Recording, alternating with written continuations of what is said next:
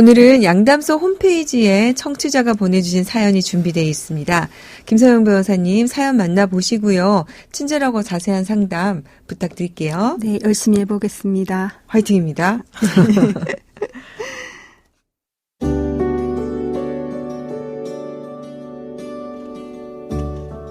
결혼 13년 차 부부입니다. 어느 날 남편의 외도를 알게 되었습니다. 남편과 같이 일하는 직장 동료였습니다. 남편은 원래 누구에게나 친절해서 항상 불만이었는데요.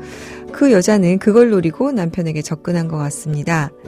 여자는 제 남편과 살림을 차릴 생각까지 했다면서 자신은 신랑에게 말해도 상관이 없다. 아이가 다 커서 괜찮다. 그렇게 나오고 있습니다. 둘 다 외도를 하면 안 되는 분야에 있으면서 이렇게 뻔뻔하게 구는 것이 창피하지도 않을까요? 지금 저희 가정은 이혼 문 앞에 와 있습니다. 그 여자가 말하더군요. 자신들의 사랑은 일반 연애와 다르다고요? 제 마음에 대못을 찌르는 말만 합니다. 저는 간통죄가 부활해야 된다고 생각을 합니다. 가정을 버리고 외도를 저지른 사람들은 벌을 받고 평생 불행하게 살아야 합니다. 증거가 있고 저는 소송까지 접수한 상태입니다. 충분히 이길 수 있는지 궁금한데요. 한편 그 여자 소원대로 이혼을 해줘야 하는지도 고민입니다.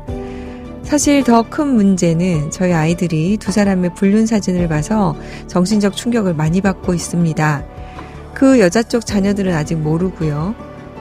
소송을 한 상태에서 그 여자 자식에게도 알릴 수 있는지 궁금합니다. 저희 가정이 아프고 파탄 난 만큼 그 가정도 똑같기를 바랍니다.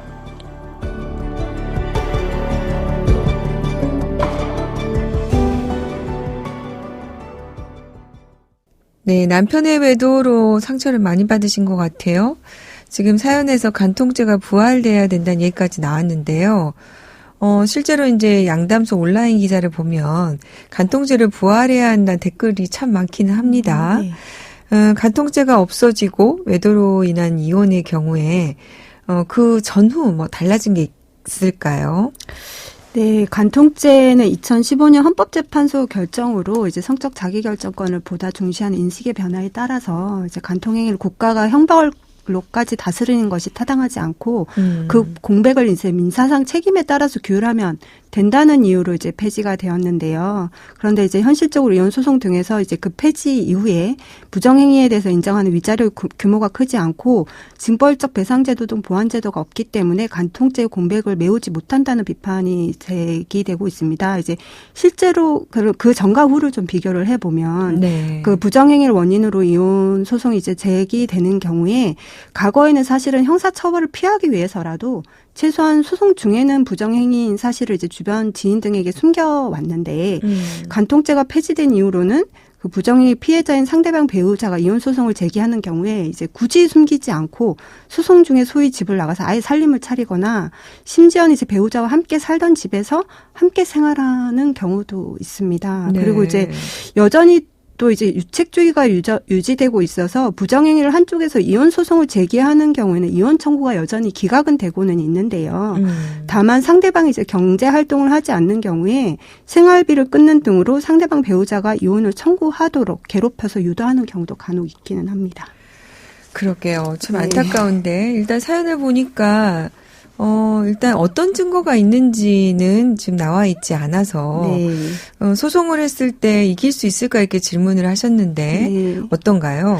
어느 정도 증거가 있다고는 하셨는데 서로 연인 관계임을 알 수 있는 주고받은 문자 그리고 카톡, 함께 찍은 사진, 숙박업소 카드 내역 그리고 블랙박스 영상 등이 증거가 될 수가 있고요. 그리고 네. 이제 민법에서 인정하는 부정행위는 반드시 이제 성행위 즉 간통에 이를 것까지는 요하지는 않고 성적 정조음을 해치는 일련의 행위를 포함하는 것이기 때문에 그에 부합하는 증거가 있으면 됩니다. 지금 사연 보니까 이제 자신은 신랑에게 말해도 상관이 없다. 네. 그리고 우리의 사랑은 일반 연애와 다르다. 뭐 이렇게 네. 지금 말하는 내용이 만약에 이제 문자나 어쨌든 녹취가 되어 있다면 이것도 증거가 될 수 있을까요? 그렇습니다. 네. 상간녀 소원대로 이혼을 해줘야 하는지 고민이다. 지금 이렇게 얘기하고 계시는데요. 어떨까요? 지금 이혼하게 되면 이제 아이들 문제나 재산 분할 같은 복잡한 문제가 시작이 될 텐데 상간녀 소송은 일단 제기를 하셨습니다. 네. 이혼과 관련했을 때 따로 놓고 고민을 좀 해봐야 되겠죠. 네, 지금 간통죄가 있을 때는 사실은, 그러니까 간통죄로 고소를 하기 위해서는 이혼 소송을 전제로 했지만, 이제 최근에는 그 폐지 이후에는 배우자에 대한 이혼 청구하고 그 3자에 대한 부정행위에 대한 책임을 묻는 것이 반드시 동시에 이루어져야 하는 것은 아닙니다. 네. 그래서 배우자에게는 이혼이나 불법행위 책임을 묻지 않고 사안처럼 제3자에 대해서만 부부 생활을 침해했다는 이유로 손해배상 청구 소송을 제기할 수가 있습니다. 그래서 꼭 이혼을 하실 필요는 없습니다. 네. 다만 이제 배우자에 대한 이혼 소송을 제기하면서 제3자에게도 위자료 청구 소송을 제기하는 경우에는 이제 이혼과 연계된 소송이기 때문에 가정법원 관할에 속하지만 배우자에게 이혼 소송을 제기하지 않고 제3자에게 불법행위로 인한 손해배상 책임을 묻는 소송을 제기하는 경우에는 일반 민사법원의 관할이 되니까 참작하시면 좋을 것 같습니다. 네. 흔히 이제 이런 질문들 많이 물어보세요. 내가 이혼 소송을 제기하면서 상간녀 위자료 청구하는 경우하고 네. 이혼 소송을 제기하지 않고 상간녀 위자료 청구 소송을 제기하는 경우에 네. 인정되는 위자료 금액이 다르냐라고 많이 물어보시는데 네. 김서연 변호사님 사건을 진행해 보면 어떻습니까?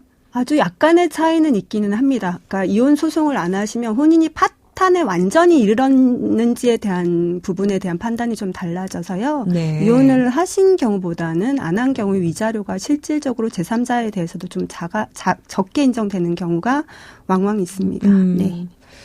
지금 사연자분의 이 내용은 참 가슴 아픈 내용인데요. 어쨌든 우리 아이들이 지금 불륜 사진을 봐서 굉장히 상처를 많이 받았다. 네. 그래서 사연자도 역시 똑같이 상간녀 자녀들에게 불륜 관계를 알리겠다라고 네. 지금 하신 부분이 있는데 이 부분은 어떨까요?